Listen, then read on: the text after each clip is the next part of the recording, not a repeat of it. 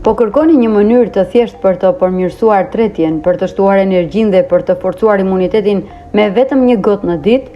Përgjigjja nuk fshihet nëpër farmaci, por në frigoriferin tuaj. Sot do të flasim për kefirin, super ushqimin që po pushton botën e shëndetit. Çfarë është kefiri? Edhe pse duket si kost i lëngshëm, kefiri është më tepër se aq. Ai është një pije e fermentuar e pasur me baktere të shëndetshme dhe majat acidolaktike. Lindur shekuj më parë në malet e Kaukazit, emri i tij vjen nga fjala turke keif, që do të thotë ndjesi e mirë pas ngrënies. Dhe besojeni, organizmi juaj do t'ju falenderojë vërtet. Benefitet kryesore në organizëm. Pse duhet ta bëni pjesë të përditshmërisë tuaj? Ja 4 përfitimet kryesore.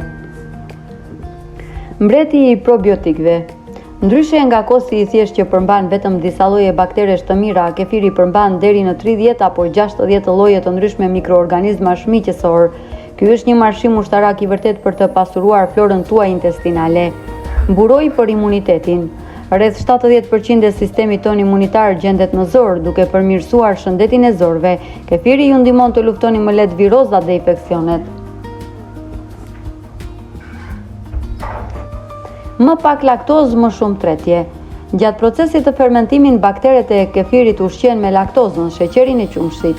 Kjo do të thotë se shumë njerëz që kanë intolerancë ndaj laktozës mund ta konsumojnë kefirin pa pasur probleme me fryrjen. Kocka të forta dhe shëndet kardiovaskular.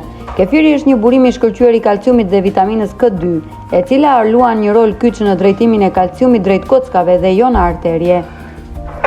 Si ta përdorni në përditshmëri? Mënyra më e mirë është ta pini jesëll në mëngjes ose ta përdorni si bazë për smoothie tuaj të preferuar.